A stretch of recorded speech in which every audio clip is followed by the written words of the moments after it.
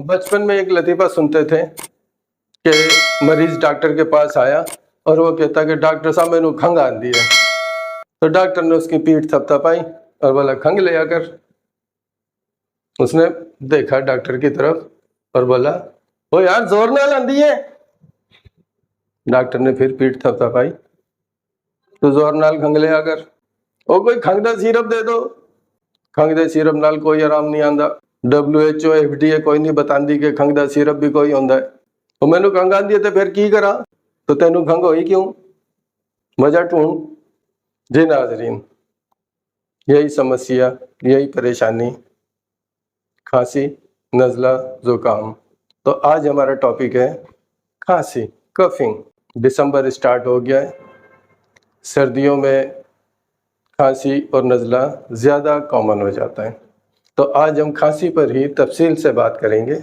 सबसे पहले हम खांसी की वजूहात को जानेंगे कि ये खांसी हुई क्यों है। डॉक्टर ने पूछा ना कि खंघ तैनू हुई क्यों है? क्यों का जवाब ढूंढेंगे हम। क्योंकि जब हमें इसका जवाब मिल गया कि एक मसला क्यों हुआ, ये खांसी क्यों हुई है, सिर्फ नज़ला खांसी का नहीं है, ज़िंदगी के हर शोबे में जब भी कोई मसला, कोई समस्या, कोई परेशानी आए तो आप क्यों को पहले ढूंढ लीजिए कि मसला क्यों आया। जब आपको क्यों का जवाब मिल जाएगा तो समझेंगे 50% वो मसला ठीक हो गया है। तो फिर उस क्यों को, उस वजह को आप दूर कर लीजिए और आइंदा की ज़िंदगी में वो क्यों दोबारा ना आए, वो वजह दोबारा ना आए। कम से कम आपका सामना हो उस वजह से जिसकी वजह से आप परेशानी में आए हैं। ज़्यादातर जो खांसी हमें देखने को मिलती है वो मिलती है एलर्जी की वजह से। तो इस एलर्जी को हमने आइडेंटिफाई करना है, उसको देखना है कि किस चीज़ से हमें ये एलर्जी हुई है जिसकी वजह से ये खांसी आ गई है। एलर्जी को हम घर से बाहर देखेंगे, घर के अंदर देखेंगे और हम अपने जिस्म के अंदर देखेंगे।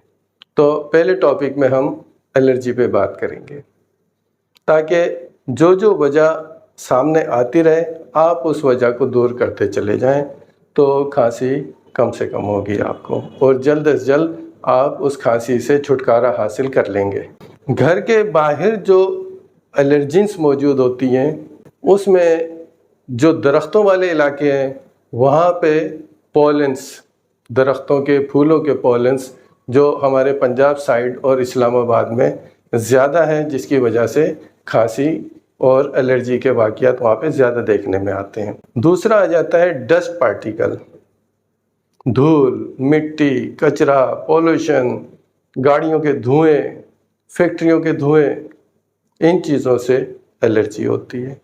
ये जब हमारी बॉडी में जाते हैं तो उससे एलर्जी पैदा होती है। और इन दिनों में पंजाब के बेशतर इलाकों में फॉग, स्मोक, धुंध, उसकी वजह से ये मसाइल आ जाते हैं खांसी के, नज़ले के, आँखों की एलर्जी के। तो इन चीज़ों से बचने का तरीका यही है कि आप जब घर से बाहर जाएं तो मास्क लगा लें और फॉग में, और उसमें लास्ट टाइम जब फॉग बेइंतहा हो गई थी उस वक्त एहतियाती तदाबीर बताई थी कि आप ट्रांसपेरेंट गिलास भी लगा लें ताकि आँखों पे उसके असरात ना हो। घर के बाहर एलर्जी के बाद हम आ जाते हैं घर के अंदर कि घर के अंदर किन किन चीज़ों से एलर्जी हो सकती है जो कि आपके नज़ले खांसी का सबब बन सकती है। उसमें पौधे हैं, फूलों वाले पौधे हैं, पॉलेंस हैं, उससे आपको नज़ला खांसी हो सकती है, तो उन पौधों को रिप्लेस कर लीजिए। Number 2, pets allergy. घर में कुत्ते, बिल्ली, परिंदे अगर ये हैं तो इनसे भी एलर्जी हो जाती है, तो उसमें भी नज़ला खांसी हो जाती है, तो आप इन्हें भी रिप्लेस कर लीजिए अगर नाकाबिले बर्दाश्त हो रही है नज़ला खांसी और एलर्जी।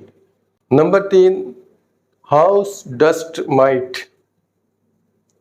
घर के अंदर जो डस्ट होती है उसमें एक माइट पैरासाइट आ जाता है जो हमारे निज़ाम तनफ़ुस में जाके एलर्जी का बाइस बनता है। तो घर में जो कारपेट है उसे आप क्लीन करें या उस पर कोई चादर वगैरह कोई कॉटन की उसे आप बिछा लीजिए।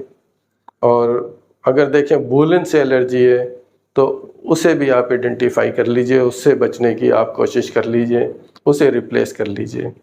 بعض مرتبہ پردے ہوتے ہیں، پردوں پہ ڈسٹ اور دوسری چیزیں لگی ہوتی ہیں، وہ الرجی کر رہی ہوتی ہیں، تو اس کو آپ آئیڈینٹیفائی خود کر لیجئے کہ کس چیز سے الرجی ہے۔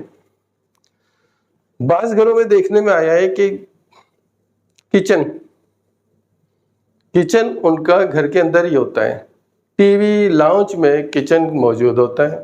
ایگزاسٹ کا صحیح انتظام نہ ہونے کی وجہ سے جو ہم پکاتے ہیں گھی اور تیل، اس کے فیومز، اس کے ویپرز اڑ کے ہوا میں آتے ہیں، اور وہ ہوا سے پھر ہمارے ناک کی جھلی میں اور سانس کی نالی میں آتے ہیں، جس کی بنا پہ پھر یہ کھانسی اور نزلہ شروع ہو جاتا ہے۔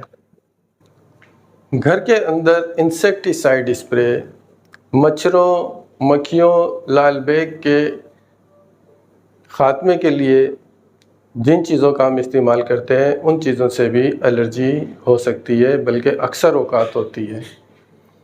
مچھروں کے اسپرے جتنے بھی انسیکٹیسائڈ ہیں، وہ کوائل، میٹ، لیکوڈ میٹ، یہاں تک کہ الرجی جو لوشن لگاتے ہیں مچھروں کو بھگانے کے لیے، اس سے بھی الرجی ہو جاتی ہے۔ تو ان چیزوں کا بھی آپ نے خیال رکھنا ہے کہ مچھروں سے بچانے کے لیے اگر ان چیزوں سے الرجی ہے تو اس کا بھی کوئی آلٹرنیٹ انتظام کر لیجئے۔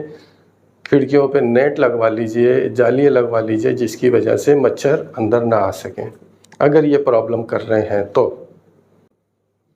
ہمارے اندر جسم میں الرجی کا کیا میکینزم ہوتا ہے، یعنی ہمارے اندر ہوتا کیا ہے جب یہ الرجیز ہمارے جسم میں جاتی ہے، اسے بھی ہمیں سمجھ لینا چاہیے، کیونکہ جب ہم اپنے اندر کا میکینزم سمجھ جائیں گے کھانسی کا، تو اس میں بھی ہمیں ٹریٹ کرنے میں آسانی ہوگی۔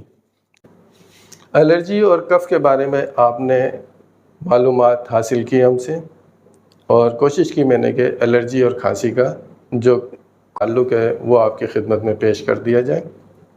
مجھے امید ہے کہ آپ الرجی اور کف کو سمجھ گئے ہوں گے۔